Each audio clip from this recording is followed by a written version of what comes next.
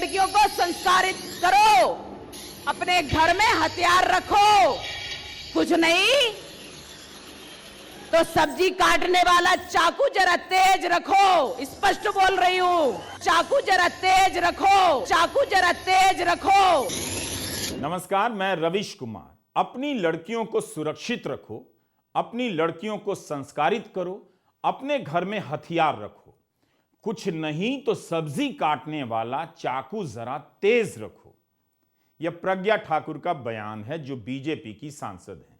उनके इस बयान में चाकू और लव जिहाद से लड़कियों की सुरक्षा का जिक्र है।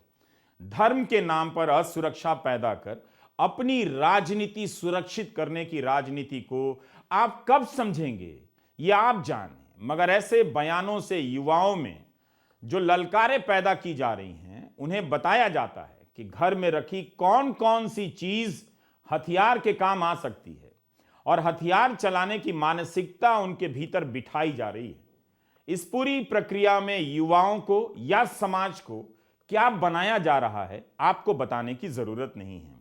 हर समय हथियार चलाने की, या जो हथियार नहीं है उसे भी हथियार की तरह देखने की यह राजनीति किसी को डॉक्टर नहीं बनाती है, दंगाई बनाने के रास्ते पर अवश्य ले जाती है।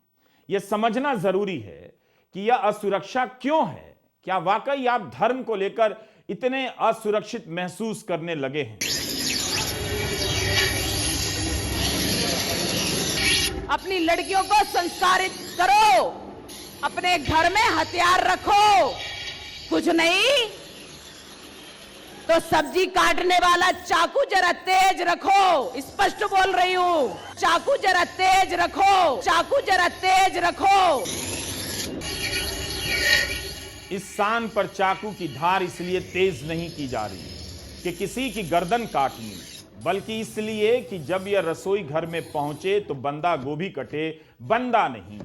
पूर्वोत्तर की इस रसोई में बंदा गोभी की बारीक कटाई हो रही है, ताकि खाने वाले का मन अच्छा हो जाए और वह पेट भरने के बाद केवल प्यार के बारे में सोचे, सेहत के बारे में सोचे।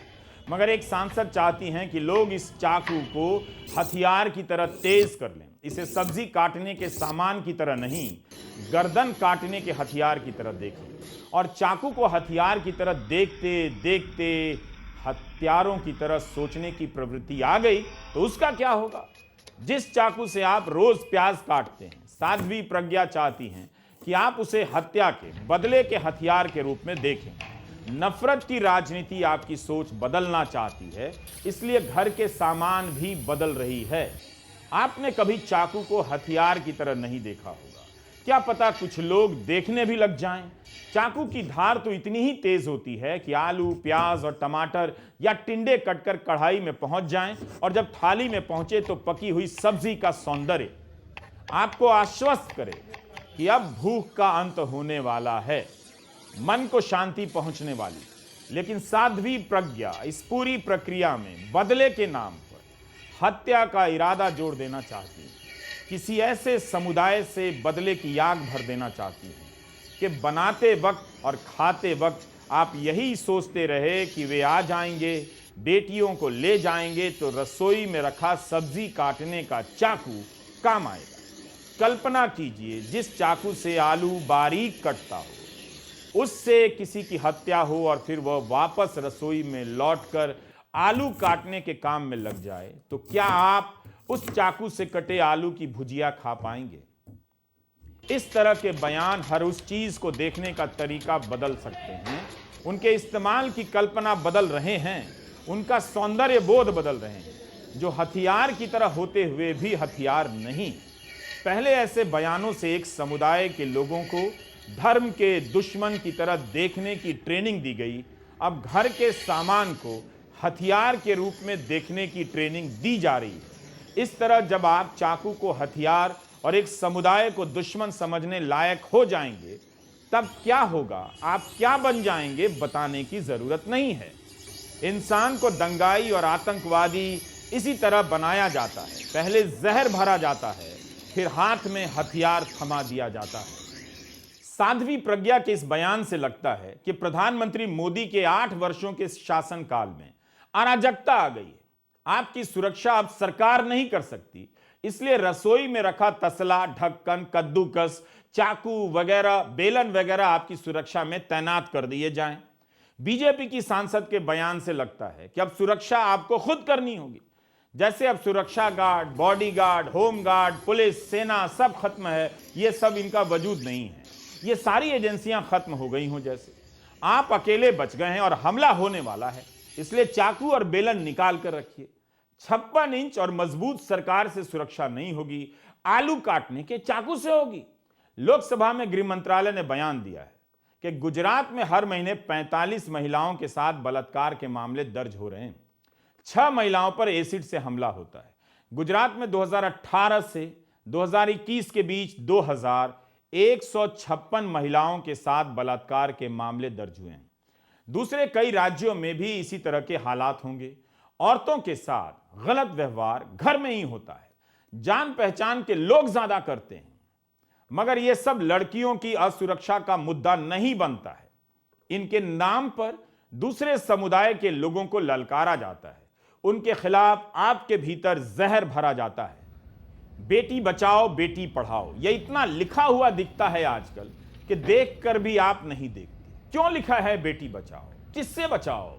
दुनिया के किसी देश में आपने देखा है कि ट्रक के पीछे लिखा हुआ है, टेम्पो के पीछे लिखा हुआ है बेटी बचाओ बेटी पढ़ाओ? यह इसलिए लिखा है कि साध्वी प्रज्ञा जिस समाज को अपनी लड़कियों की सुरक्षा के लिए चाकू की धार तेज करने के लिए कह रही हैं, उसी समाज का एक हिस्सा चाकू के बिना ही बेटियों को गर्भ में मार देता है। वह बेटियों की भ्रूण हत्या करता है, इसलिए नहीं करता है कि लव जिहाद हो जाएगा और दूसरे धर्म में शादी हो जाएगी, बल्कि इसलिए करता है कि अपने ही समाज में बेटियों की शादी का वह बोझ नहीं उठा पाएगा, बेटियों को संपत्ति का वारिस नहीं समझता, हक नहीं देना चाहता। इसलिए हर दूसरे ट्रक और टेम्पो पर लिखा गया है कि बेटी बचाओ बेटी पढ़ाओ। तभी तो भ्रूण परीक्षण रोकने के लिए इस देश में कानून बनाया गया। हम अभी बलात्कार के आंकड़े नहीं दे रहे हैं हर राज्यों के, गुजरात का दिया है जरूर, लेकिन आप सोचिए कि जिन चीजों से बेटियों को असली खतरा है उससे लड़ने का आह्वान ये सांसद नहीं करती हैं, बल्कि जिससे खतरा नहीं है उसे लेकर काल्पनिक असुरक्षा पैदा करती हैं और सब्जी काटने के चाकू की धार तेज करने के लिए कह रही हैं। एक समुदाय के संदर्भ में जब इस तरह का बयान दिया जाता है तब उसे हेट स्पीच कहते हैं, नफरती भाषण। सुप्रीम कोर्ट के बार बार आग्रह और निर्देश के बाद भी इसका सिलसिला थम नहीं रहा। ऐसे भाषण जोश तो पैदा करते हैं मगर होश ले लेते हैं, आपको नागरिक से हत्यारे में बदल देते हैं। आपको ही तय करना है कि आप क्या बनना चाहते हैं। जिस रसोई घर में किसी की ममता पकवान बनाती है वहां अब हैवान तैयार किए जाएंगे, इस तरह के भाषण दिए जा रहे हैं। नफरत का यह जहर आपकी रसोई में घुसाया जा रहा है। इसी तरह धीरे धीरे आपके बच्चे जहर से लैस होते जाएंगे। पहले आप चाकू की धार तेज करेंगे, एक दिन आप चाकू लेकर सोने लगेंगे और चाकू बन जाएंगे। समाज में लोग दंगाई ऐसे ही बनते हैं। बेहतर है आप सतर्क हो जाएं। मैं नहीं चाहता कि किसी का बच्चा रसोई से चाकू लेकर बाहर जाए या बाहर से चाकू लेकर घर के अंदर आए। आप भी नहीं चाहते होंगे। नमस्कार, मैं रवीश कुमार। आप देख रहे थे मेरा YouTube channel Ravish Kumar official. इसे ज्वाइन भी कीजिए और सब्सक्राइब भी कीजिए और अपने साथियों को भी बताइए कि Ravish Kumar official YouTube channel कैसे ज्वाइन किया जाता है, सब्सक्राइब किया जाता है। धन्यवाद।